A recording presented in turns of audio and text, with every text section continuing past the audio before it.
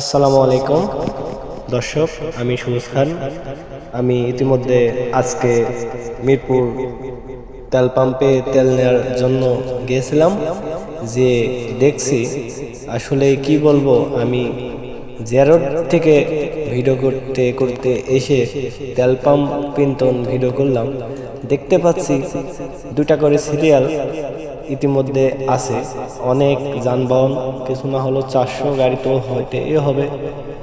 তো আমি বলতে চাই যে এত মানুষের ভিড়ে এভাবে তেল নিয়ে কিভাবে আমরা যানবাহন চলাবো?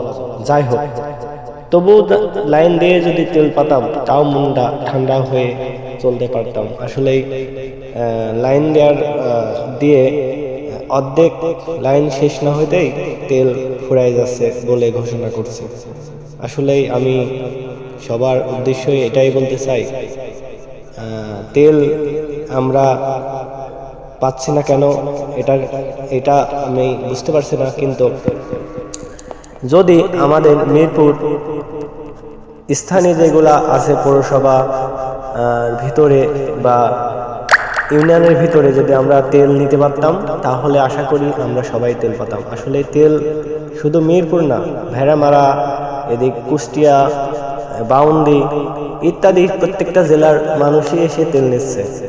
তো সেটাই আমি বলতে চাচ্ছি যে আপনারা সবাই একটা আন্দোলন করেন যে কাগজ ছাড়া তেল দেওয়া যাবে না।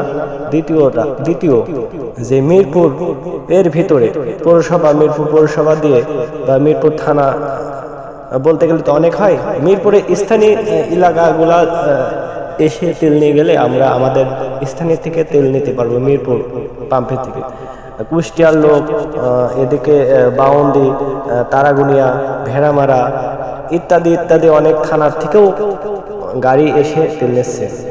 আমি দর্শকের কাছে এটাই বলতে চাই যে মিরপুরের লোক মিরপুরের পাম্পের থেকে নিক, ভেড়ামারা লোক ভেড়ামারা পাম্পের থেকে নিক, কুষ্টিয়া লোক কুষ্টিয়া পাম্পের থেকে নিক, এদিকে আমলা লোক আমলার থেকে নিক। অথবা আমাদের এলাকায় এসে তেল নিয়ে হইতে পারা করার দরকার নাই। এই বলে আমি শেষ করলাম ভিডিওটা।